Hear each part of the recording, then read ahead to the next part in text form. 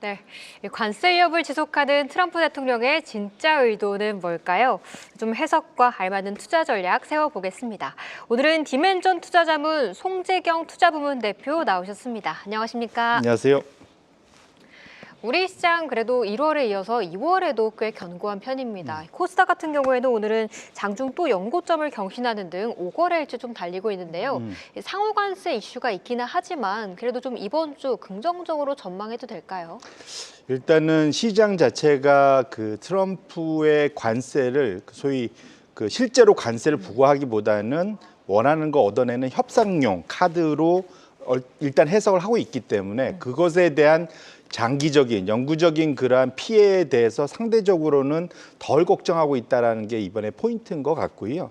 거기에 이제 두 번째로는 우리가 봐야 될 것 같이는 지난 한 주간의 전 세계 주요국들의 성과를 보면 일주일 동안 결국은 트럼프 관세 위협을 견뎌냈지 않습니까? 전 시장 자체가 전반적인 보합권에 중국이 가장 사실 유일하게 지금 10% 추가 관세를 맞은 나라는 중국인데 지난 한 주간 홍콩 항생 지수가 제일 많이 올랐어요. 그러니까 결국은 지금 시장에서는 결국 중국과도 주말 동안 협상을 못했긴 했지만 결국은 해낼 거야라는 기대를 분명 갖고 있다는 걸 볼 수 있고 오늘 실제로 지금 홍콩 항생 지수는 오늘도 좀 올라가고 있습니다. 그래서 그렇게 놓고 본다면 적어도 시장에서는 트럼프의 이런 관세 위협을 실존적인 위협이라기보다는 협상용 카드이기 때문에 소위 일시적일 거다라는 데 좀 배팅을 하고 있다라고 적어도 해석을 할 수 있을 것 같습니다. 맞아요. 현재 홍콩 항생이 2% 가까이 좀 상승을 보이고 있는 상태인데요. 그런데 우리가 그래도 주말 사이 좀 전화 통화가 이뤄질 거라 기대는 했는데 좀 협상은 없었던 상태입니다. 그렇다면 좀 중국의 보복 관세도 시행된 거라고 좀 봐야 할 것 같은데 미중 무역 전쟁의 2라운드는 좀 어떻게 흘러갈까요?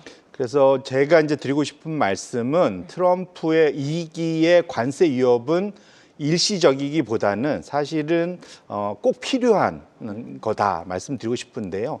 트럼프가 원하는 관세를 통해서 얻고자 하는 건 첫 번째로는 미국으로의 일자리를 되돌리는 겁니다. 리쇼어링. 이게 첫 번째고 두 번째로는 신규 재원 마련이 필요하고요. 마지막이 협상용입니다. 그래서 협상용을 먼저 하고 신규 재원 마련으로 갈 건데 대략 연말에 지금 연장이 필요한 트럼프발 감세 법안이 있습니다. 2017년에 발의된 거. 이제 이게 만기가 돌아왔는데 이것을 연장 내지는 추가적으로 확대하려면 대략적으로 필요한 추가 재원이 향후 10년간 3조 달러에서 4조 달러가 필요하다고 알려져 있어요.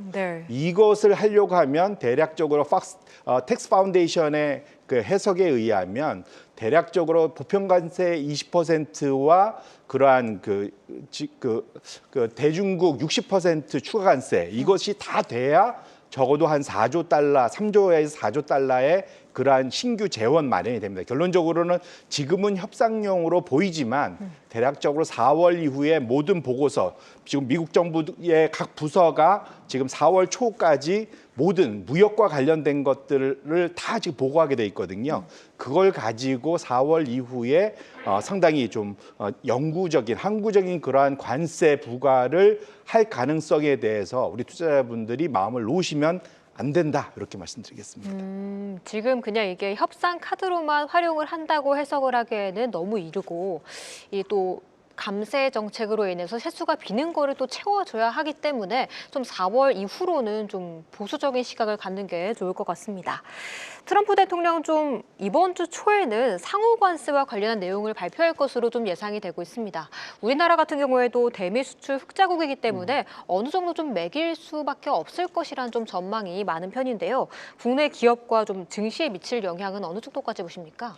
말씀 주신 대로 이제 기존에는 그냥 한 국가별로 그냥 25% 예를 들면 멕시코, 캐나다 이런 식으로 중국 추가 10% 이런 식의 관세로 접근을 했다가 뒤로 지금 좀 일부 유예를 하고 상호 관세라는 카드를 100년 만에 거의 100년 만에 끊어 들었거든요. 이게 소위 말하는 눈에는 눈, 관세는 관세 뭐 이런 식입니다. 그래서 대략적으로 미국이 우리가 수입하는데 매기는 관세에 비해서 너희 나라가 수입하는데 매기는 관세가 너무 높아? 그럼 우리 그만큼 매길 거야 이런 거거든요. 그런데 WTO와 로이터에서 정리해 놓은 자료를 보면 우리나라가 수입 관세가 생각보다 높더라고요. 그래서 대략적으로 우리나라가 무역 가중 기준으로 놓고 보면 한 8%대 정도 나오는데 네. 제일 높은 게 지금 미국의 교육 대상국 중에는 인도가 제일 높고요.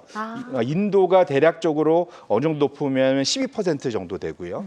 우리나라가 두 번째로 높은데 한 8.4%. 네. 그다음에 브라질이 한 7% 가까이 됩니다. 결론적으로는 미국이 한 2, 3% 내외의 수입 관세를 부과하는 데 비해서 너희들은 수입 관세를 많이 매긴다라고 보이고 있기 때문에 아마 이게 이제 꼬투리가 잡힐 것 같고요. 두 번째는 우리나라가 미국에 대해서 그 무역 흑자를 내는, 그러니까 미국 입장에서는 무역 적자가 나는 거죠.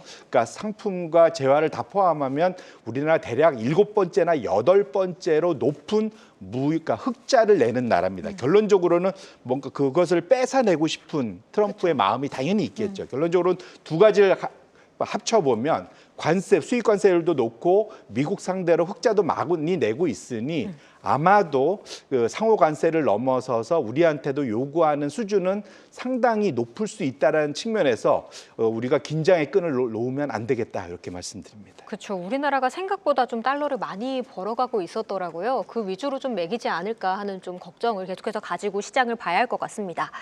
미국의 주말 사이에 또 고용 데이터가 나왔습니다. 생각보다 좀 견조한 실업률을 확인을 하면서 금리 인하와는 좀 점점 더 멀어져가는 좀 행보를 나타내고 있는데요. 연준은 좀 어떻게 좀 셈법을 세워야 할까요? 연준 입장에서는 좀 뭐랄까요, 그러니까 그 긴장하게 되죠. 왜냐하면은 트럼프 일기 때는 적어도 리드 타임이라고 하죠. 그러니까 트럼프 일기 때 관세를 매기는데 한 2년 정도 걸렸었는데 지금은 취임하자마자 지금 2주, 3주 됐는데 벌써 막 그 폭풍우 몰아치듯이 휘몰아치고 있잖아요. 그런 측면에서 놓고 보면 언제 관세 위협이 현실화될지 알 수 없는 것이 첫 번째 이유고 네. 두 번째로는 이것에 대응해서 소비자나 기업들이 미리 선제적으로 또 물가를 올리는 그러한 그 행동을 선제적으로 할 수가 있기 때문에 네. 연준 입장에서는 실제로 관세가 움직이기 전에도 긴장의 끈을 놓을 수가 없다. 그렇게 놓고 보면 연준이 금리를 인하하기가 참 어려운 상황인 것만은 분명하다 봐야 될 것 같고요. 네.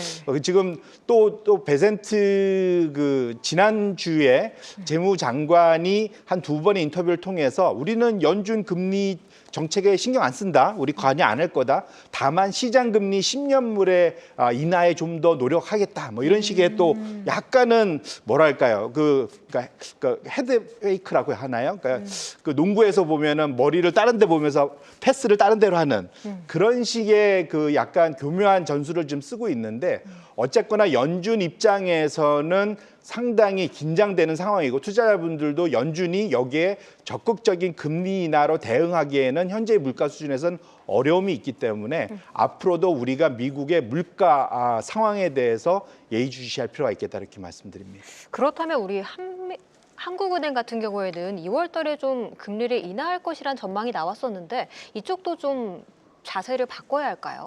지금 현재 상황에서는 트럼프의 관세 움직임이 워낙 공격적이기 때문에 한국은행에서 여기에서 금리를 인하했다가 그것을 대응하기 쉽지 않을 수도 있습니다.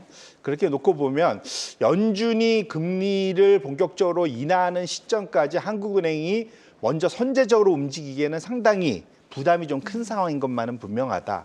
그리고 1월 달에 환율을 어느 정도 연초 수준까지 좀 잘 관리를 하고 있긴 하지만 보니까 그 사이에 1월 달 사이에 외환보유고가 또 꽤 어느 정도 좀 줄었더라고요. 그만큼 지금 환율 방어에도 상당히 어려움을 겪고 있는 상황이라서 지금 상황에서 우리나라 입장에서 한국은행에서 그러한 금리의 격차가 다시 벌어지는 그러한 정책을 선제적으로 하기에는 어려움이 있겠다 이렇게 말씀드립니다. 한국은행도 조금 금리 인하까지는 좀 시간이 걸릴 것으로 것으로 보인다는 의견 들어봤습니다.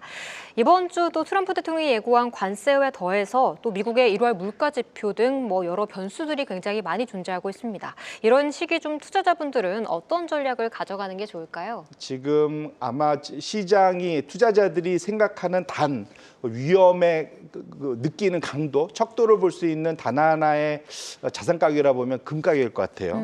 연초 이후로 놓고 보면 금 가격이 9% 이상 올라가면서 전 세계에서 가장 급등하는 그러한 자산 가격을 나타내고 있고요.